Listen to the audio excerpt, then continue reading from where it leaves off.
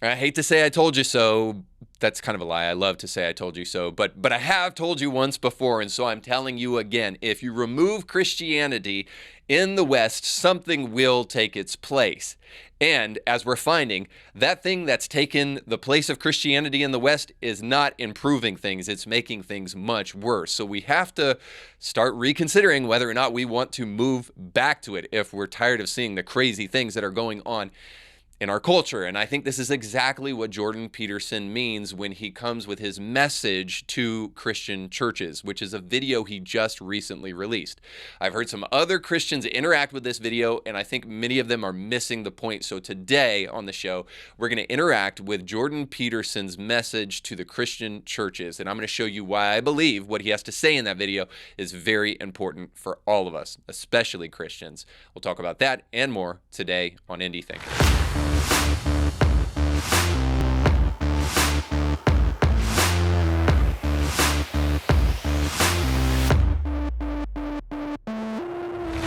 Don't forget, today's show is sponsored by our friends over at Element Home Loans. If you want to secure your family's future because you realize that there is no floor to Joe Biden and that he will continue to destroy the economy if given the opportunity to do so, and you need to then take your family's future into your own hands, if you finally realize all of those things, then it's time for you to go to kevinblairteam.com, where our friends over at Element Home Loans can help you get situated in a brand new home, or they can help you invest in the real estate market.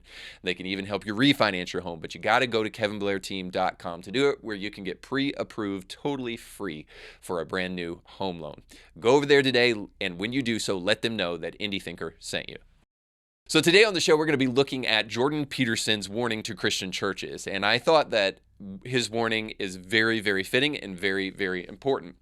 We're going to get into that. But before I do that, I want to let you know I'm coming from the perspective of somebody who has had lots of Christian ministry experience. In fact, I've been in Christian ministry for the past 20 years. I've been a pastor in multiple facets, including a senior pastor at the church that I started from the ground up.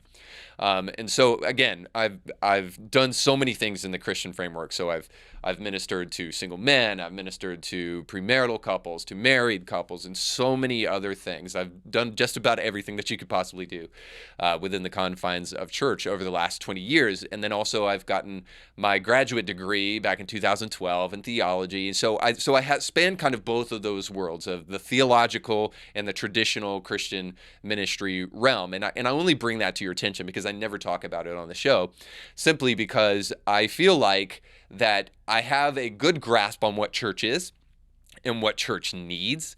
All of my years of ministry has kind of helped me understand that. And I believe that when I hear what Jordan Peterson has to say, I can give an informed perspective on it. So I only share that just to say that. But also, too, at least within the Christian YouTuber framework, for whatever like good that is, not much, but I don't want to overgeneralize and say within the Christian framework, because it's really hard to gauge that. But I certainly know that I, within the Christian realm, am somebody who has consumed more so than the average kind of Jordan Peterson stuff. So I've read his stuff, I've consumed almost everything that he's posted online, and very familiar with Peterson's work. So all of that to say, I think that gives me a great kind of apprehension of what is going on when Jordan Peterson releases this video, which I think is a very stark warning, even though he calls it a message to the Christian churches. And I might say before I jump into it too, that generally speaking, I don't take critiques from outside the church very seriously, to be totally honest with you. C.S. Lewis said the best person to critique home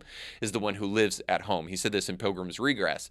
So essentially what that means is that I don't go around listening to Richard Dawkins about what the church should do and be about. I don't respect his opinion about the church. And if you listen to debates with Dawkins and then other new atheists of the same ilk, they don't know very much about religion. They really don't. They're intelligent people. They make great arguments on many levels, but they're deeply ignorant about Christianity, deeply ignorant about the church and its role and about what Christians actually believe. And it's very evident to somebody who's within the church. So typically I don't listen to that. But I would consider Jordan Peterson somebody outside the Christian framework when he's been asked in the past about his Christianity. He's kind of dodgy on some things, dodgy about whether or not he believes Jesus was truly resurrected. With regards to the resurrection, my apart from saying what I just said, I would say that I need to think about that for about 3 more years. About the divinity of Christ. And even when he's asked the question, do you believe in God? He says, well, I act as though he does. So I think I know why he says that, by the way, and it's too much to get into now. But I would firmly put Peterson outside of the Christian framework, outside of Christianity proper. And still, I think that his critique is so valid because it is so very constructive. And because after consuming so much of his content, realize that this man is an expert about what's going on in our cultural moment. And therefore, I think we really, really need to listen to him. And I might also say that I've heard other Christians, and we'll get into this in a moment too, I've heard other Christians interact with his message. And I think that the vast majority of them are missing the point. Therefore, I want to bring it to your attention so that you can hear what Jordan Peterson has to say, if you haven't already, but then also too, so that I can help you maybe kind of process this, because I do believe there is valuable, valuable information in what he has to say. So let's jump into his warning, his message to the Christian churches. So it starts like this. It is, of course, completely presumptuous of me to dare to write and broadcast a video entitled Message to the Christian Churches, but I'm going to do it anyway because I have something to say and because that something needs to be said. So we're going to move through this pretty quick, but I just wanted to stop at least to say this. I think his assertion that is pretty presumptuous of him is an acknowledgement is that he is critiquing from the outside, right? And that he is not the best person suited to be able to critique the church, which I really value that kind of humility starting at the beginning of this. However, he is not critiquing the church proper, and we'll get into this because I think what he is actually doing is he is critiquing the church's role in society. And this is a very important point. Jordan Peterson is an expert in totalitarianism. He's an expert psychologist in the way in which human beings process information, and many more things than that, perhaps. But as a clinical psychologist, he sees the necessity, the imperatives of the Christian church, especially in the American West, and how important and prominent a role the institution of church has played in the West. And as that is starting to decline, it is starting to arise totalitarian tendencies in the mind of Peterson. I totally agree with this point, by the way. And so he is doing this more as a cultural critic than he is as somebody who knows about church. So he's trying to make that clear in my mind from the very beginning. His presumption is not that he can speak to church proper, but that he can speak historically to the role of the institution of church throughout history.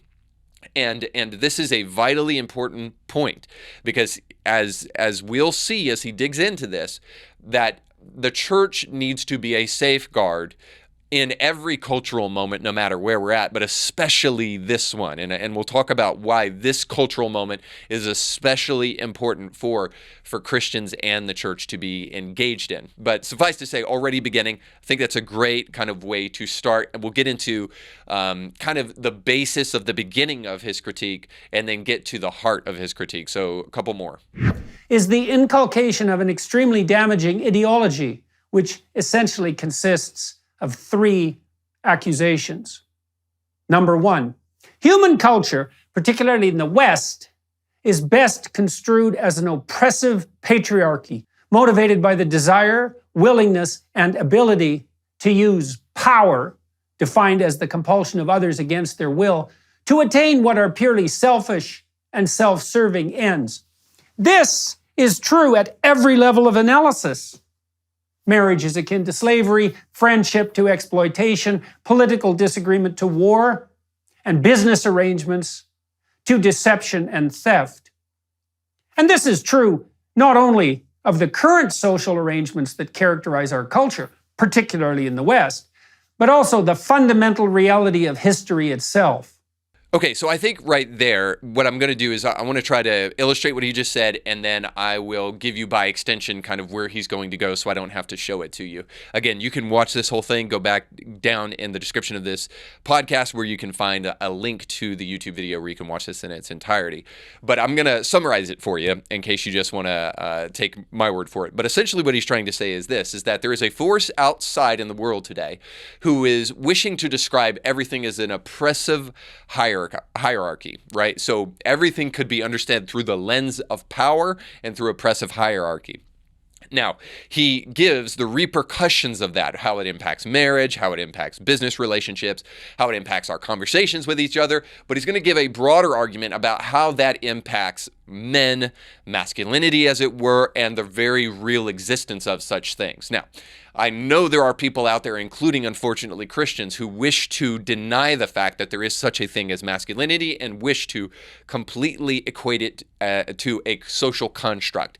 And in some ways, by the way, this is kind of a side note, but in some ways, masculinity is a social construct. Like the idea that blue is a boy color and pink is a girl color. That is in some ways a social construct. However, masculinity and it being a social construct does not undermine the reality that so much of our understanding of masculinity is based upon an objective truth of what masculinity actually is.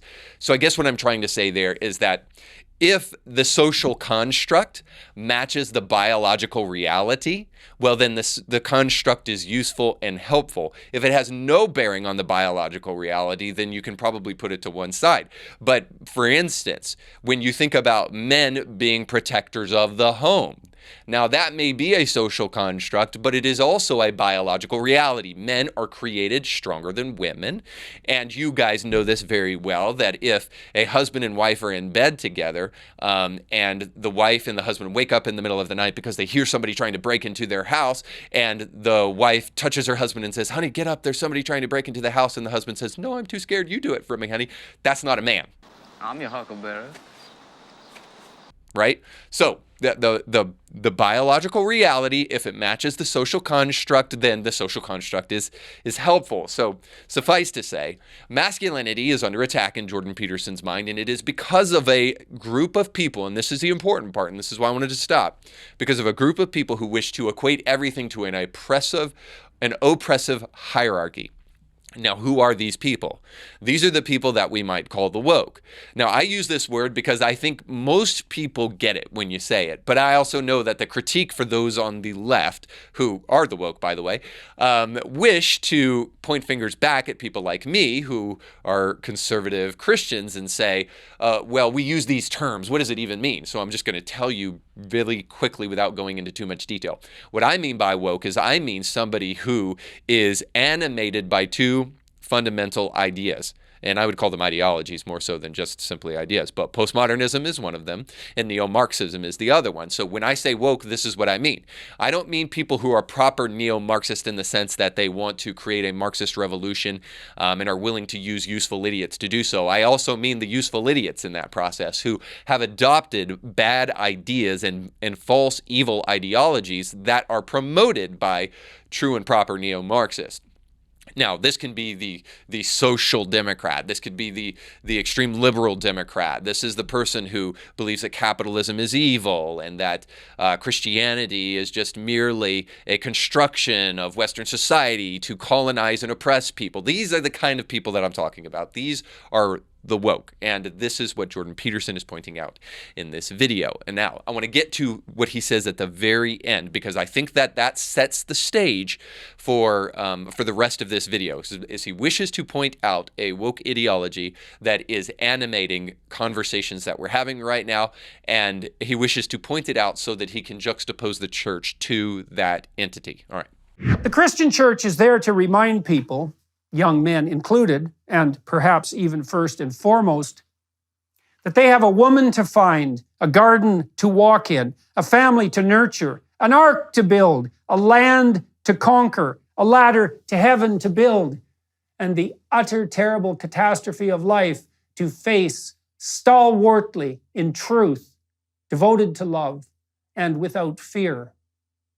Now, in looking at this, I ran across our buddy Ruslan, who I've talked about before on the podcast, and who is a hip-hop artist, but he isn't run-of-the-mill in that he's just doing brainless kind of Christianity hogwash. I don't know the right term, but just banal and insipid, shallow Christianity. I think Ruslan actually talks about some really good things on his show, and was actually willing to critique the rap of Stephen Furtick's son. So, Feel like Gucci got ice on my neck. but suffice to say, he is a commentator about pop culture and things that are going on, and he did a response video to this as well. I'd encourage you to check that out. But in it, he starts by talking about what he believes is also some misunderstandings about masculinity that are harming men, harming young boys, in the way that that can be detrimental and how Christians should view that. So he concurs with Peterson's kind of initial critique and initial responses, but then he goes further. Now, I thought to myself when I saw the video, I'm like, I already can tell you what Ruslan is going to say before he says it. By the way, the title on the video said, Jordan Peterson's message to the church problem. So he's going to tell me something's wrong with it. So and then I said, I can tell you what he's going to say already. He's going to say that the problem with Jordan Peterson's critique is that he doesn't preach enough about Jesus, or that he doesn't direct us back to Jesus. Now, this is exactly what he says. So I'm going to show you firsthand Ruslan's critique of Jordan Peterson. He says the Christian church is there for all of those things. Now, I don't particularly have an issue with the things he outlined. However, if we're looking at what the Christian church exists to do, the big elephant in the room here, friends, is that everything he said, even when he used the word theology, is actually void of theology. It's actually void of the study of God, and it's his assessment of cultural things, of societal ills, of false projections against men, which I think he's in tune with if we're talking cultural commentary and psychology, but he's saying the word theologically, but he hasn't made one theological statement, and the big elephant in the room here is he hasn't used the Bible once. Let's actually look at what the scriptures say the Christian church exists to do. Okay, here is the Great Commission. Now the 11 disciples went to Galilee, to the mountain to which Jesus had directed them. And when they saw him, they worshiped him, but some doubted. And Jesus came and said to them, all authority in heaven and on earth has been given to me. Go therefore and make disciples of all nations, baptizing in the name of the Father and of the Son and of the Holy Spirit, teaching them to observe all that I have commanded you. And behold, I am with you always to the end of age. There's a lot in this verse. First of all, there's the reality that this whole church thing starts with worshiping Jesus. Now, I want to push aside for the moment the fact that I knew in advance before I even watched the video exactly what Ruslan was going to say, because that's a troubling thing, by the way. This is something that Jordan Peterson does in his GQ interview. If you type in GQ interview, you look at the YouTube video, it's great. By the way, I'd encourage you to do it. Peterson really gets on this girl for regurgitating leftist talking points and saying it's really a bad thing if I know what you're going to say before you say it. Now, I'm not saying that of Ruslan entirely. I'm not saying that of his channel. I'm not even saying that completely of everything that he says in the video, because there's certainly some surprising and good things that he has to say. But I'm just saying this, the overall idea that Ruslan brings forward is something that was very predictable. Now, I think I'm interacting with it faithfully. I might be missing some nuance here and there, but I think specifically what Ruslan is just simply saying is that, well, the main mission of the church is the Great Commission, and you don't even mention that, Jordan Peterson. Why aren't you doing that? So in other words, he's saying you're missing Jesus and you're missing discipleship. Now, like, far be it from me to say that those aren't essentials, that those aren't the primary mission of the church. That's true. But let's put in context the message Peterson is giving out here. This is so very important for us to understand. The dude is not a Christian. So I don't actually hold him to the level of expectation of thinking that he will understand the primary role of the church. By the way, I think he alludes to it in this statement. A ladder to heaven to build. If I know Jordan Peterson like I think I do, when he says ladder to heaven, he's essentially talking about people connecting to God. And might I remind you that when he's talking about connecting to God, he also ends the video with that. Once again, to the churches, Protestant, you're the worst at the moment. Catholic, Orthodox, your churches, for God's sake, quit fighting for social justice. Quit saving the bloody planet. Attend to some souls. That's what you're supposed to do. That's your holy duty. Do it now, before it's too late. And the hour is nigh. So I don't think that this point is lost on Peterson. He understands the main role of the church is to win souls, to impact souls. Now, does he know the way in which we do that? Through the proclamation of Jesus and a clear understanding of who Jesus is, and through discipling Christians? No, perhaps not. But again, I come back to the fact that Peterson is not a Christian, okay?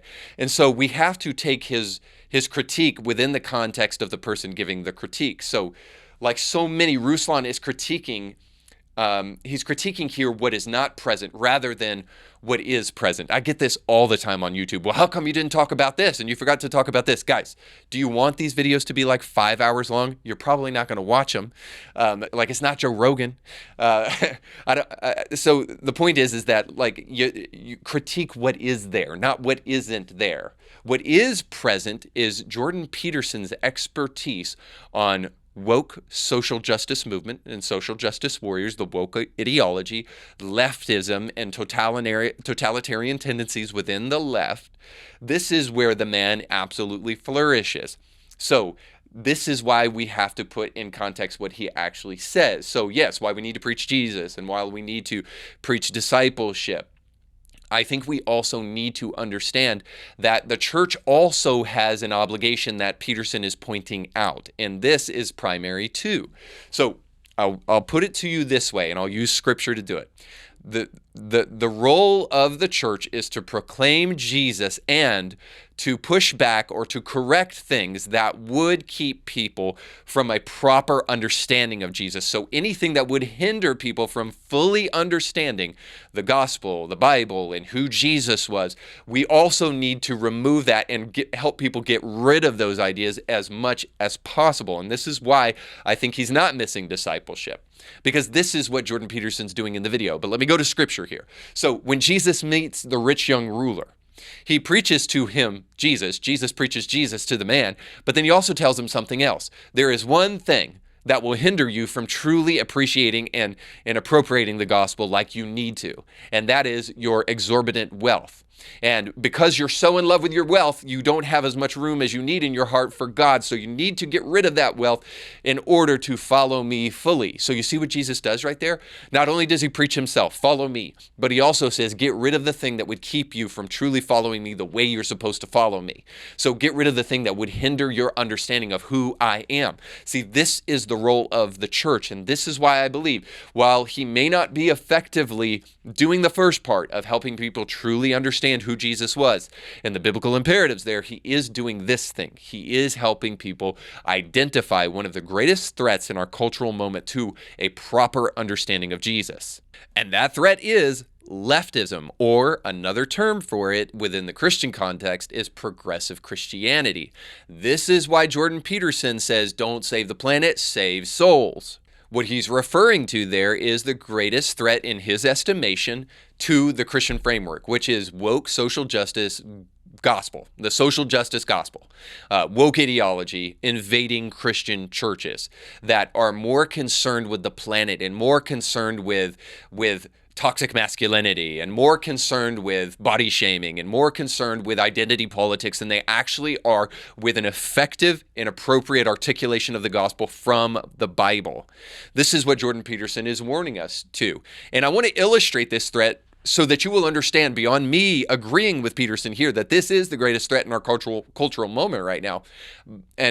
So beyond Peterson and beyond me, that you will understand, you'll see for yourself that this is true. So I take you to the esteemed, the inimitable, the prestigious, the intellectual giant Joy Reid of MSNBC.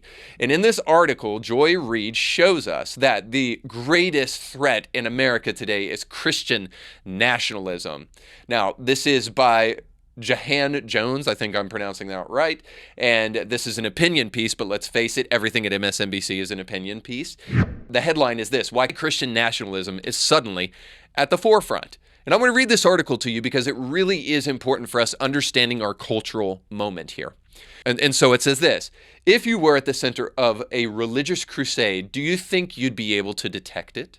I ask because it's becoming increasingly clear that the United States is under siege by Christian fundamentalist and traditionalist. Now, what he's trying to say right there is that if you disagree with me, it is because you are delusional. Don't you love that? So he's saying, you know, you're probably so deep in Christianity, you don't even realize that you've been eaten up with Christian nationalism. Now, first thing I got to say about this is that Christian nationalism is a completely invented and created term by the left. And this is a term that has been created by the left to categorize Christians that disagree with them. So if you disagree with the left, or if you disagree with a progressive Christian, well, then that is because you are an extremist. You are a Christian fundamentalist, and you are a Christian nationalist. You have to be. And then they go on to say things like this too, just so you know. Well, if you believe that America was created on Christian principles, well, then you're obviously a Christian nationalist. And like anybody with any understanding of history understands that this is true, that our nation was not founded by a group of people who hated Christians and Christianity in the church. It was founded by a group of people seeking religious freedom from oppressive false religion in the guise of Christianity. That's the appropriate way to view history. So of course, if we concur, well, obviously we hold these truths to be self-evident, that all men are created equal and given by their creator certain inalienable rights. Well, what is this talk of a creator? What is this talk of God? Are these just agnostic deists creating our nation? No, of course, these are people like John Adams, who said that the creation of our nation is for a religious people, and the construction of it is wholly inadequate for any other. So we need a religious people to understand what this American experiment is all about. So of course, if we acknowledge a simple historical fact, then all of a sudden we are Christian nationalists. The article goes on. The reported text exchanges between then Trump White House Chief of Staff Mark Meadows and Virginia Jenny Thomas, who is Clarence Thomas's wife, the right-wing activist and wife of Supreme Court Justice Clarence Thomas, gave us a window into the conservative movement's religious push to make America in its conservative Christian image. As he was exploring ways to overturn the 2020 election, reportedly texted Thomas, "This is a, quote, this is a fight of good versus evil," end quote, going on to say, quote, "Evil always looks like the victor until the King of Kings triumphs," end quote. Now, the only problem with these texts that Mark Meadows, Chief of Staff, and Jenny Thomas, Clarence Thomas's wife, exchanged with each other is that they were absolute fabrications and lies. These are not things that were actually exchanged with each other. Because you might ask yourself, well, how did anybody actually get these private text messages between Meadows and Jenny Thomas? Well, the answer to that is that they didn't. You can see USA Today fact-checking this MSNBC article and saying it is that these texts were actually from a satire site. So they're actually clearly willing to use lies in the service of their truth. The article goes on. And the last week, another right-wing Christian group, the Southern Baptist Convention. That's right. The Southern Baptist Convention is a right-wing extremist group. They were exposed after an investigation found evidence of widespread allegations of sex abuse by clergy members. What does this have to do with Christian nationalism? We don't know. As my colleague Anthea Butler wrote, last year the SBC has been deeply involved in Republican politics and glommed onto Trump during his time in the White House. All this exposure is serving its purpose, drawing the ugliness of Christian nationalism out of the shadows so it can be seen publicly for what it is, oppressive far-right conservatism wrapped in Scripture. So you get the idea here, is that Christian nationalism is anybody that invokes the name of God, anybody that believes that Christianity should have an impact on what happens in our society. Oh, like you mean in the civil rights movement, like when Martin Luther King Jr., Pastor Martin Luther King Jr., or maybe you think about the Second Great Awakening and its impact on the removal of slavery in America. Oh, you mean stuff like that? Now, the Christian progressive is not a threat to people like the writer of this article here and to people like Joy Reid. They're not a threat, so they're never going to write an article about progressive Christianity. But, of course, authentic biblical Christianity is a true threat to the postmodernist and to the neo-Marxist. And I guess at the end of the day, here's what I'm saying.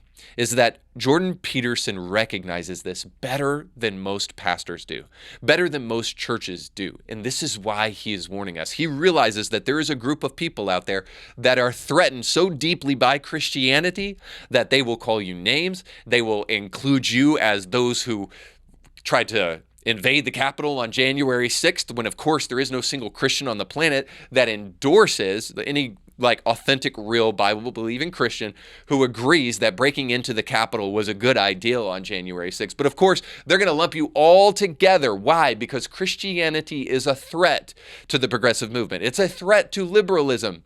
It stands as the biggest threat as far back as people like Karl Marx himself, who declared that religion was the opiate of the masses, because he knew that Christianity was the biggest threat to the cultural revolution and to the Marxist revolution that he wanted to implement upon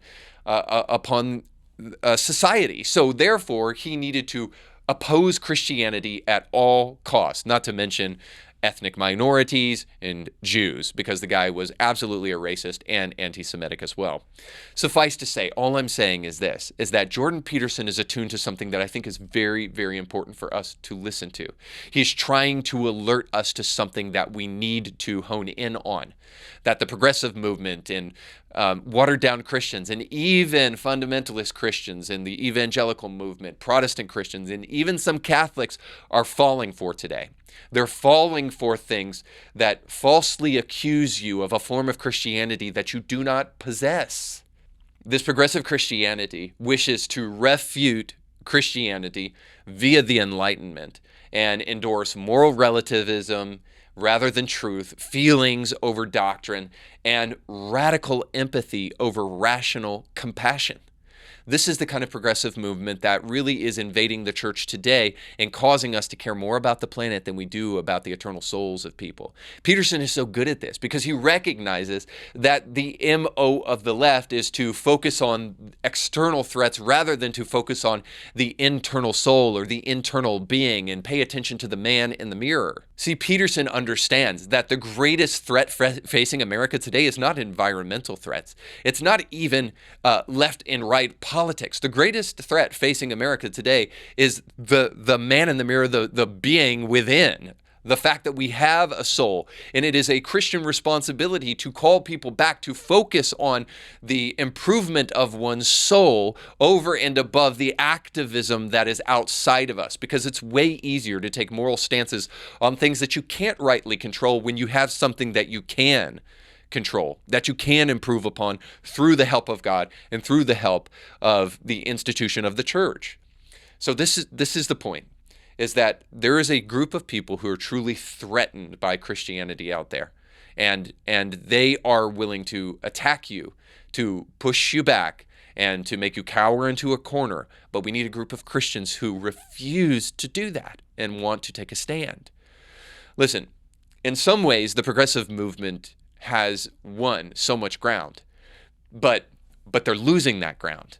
Right? We're watching the lies of systemic racism, the lies of anti-racism, the lies of transhumanism, the lies of so many of the left starting to implode right in front of our face as we see that the suicide rate for the transgender movement and transgender people is the highest 7 to 10 years after transitioning. So we're watching these leftist ideologies implode in front of our face. In other words, we're watching the John Lennon experiment totally be destroyed right in front of us. That Imagine experiment. Imagine a world with no religion, with no war, because of course those two things are associated. Of course, where there's religion, there's war. But imagine a world with no war, no division, no nothing, no disagreements, and everything is so beautiful. The utopia of Imagine. Imagine that. Well, since we've seen that as we've moved further and further away from Christianity in the American West, we are less moral, we are less decent, and we are less rational. And if I'm wrong about the fact that Christianity, specifically being removed from the American West, is the source of all of the radical ideas of our day, the lack of common sense, the lack of decency, and the lack of morality, then you're going to have to explain where ideas like this come from. The idea that a man can breastfeed his child. If it wasn't the removal of Christianity and the belief in a created order that brought us to where we're at right now, then you're going to have to explain what it is exactly. And you can look at a chart. Transgenderism has almost diametrically sprung up and increased, and the same amount Christianity has decreased in America. So suffice to say, we need to reclaim Christian ideas and Christian truth if we're going to resist the woke ideology of our current cultural moment. And this is what Jordan Peterson is saying. He's not just saying that the church is really just all about reclaiming masculinity. So he's not just saying that the church is all about resisting second-wave feminism or third-wave feminism and those who wish to overturn the patriarchy and the detriment it is having on masculinity. He's not just sticking up for masculinity. He is trying to make us aware of a threat that we can uniquely address. And I believe we need to heed his warning. When somebody like Jordan Peterson comes in and turns over the tables in the temple, I think it's time we started listening to him. And the only question I have at the end of the day is, why did it take Jordan Peterson? Why don't we have more pastors sounding the alarm? And I certainly think we need more. All right, guys, thanks so much for watching. I hope that was helpful to you. If it was, don't forget to comment below, to like, share, and subscribe. Thanks so much for watching. We'll catch you next time. You can catch brand new episodes of Indie Thinker with Reed Huberman every Monday and weekly bonus episodes to keep you thinking throughout the week. But you have to subscribe and click the bell to be notified when new episodes drop. If you enjoy this content, make sure to like this video and share it with friends.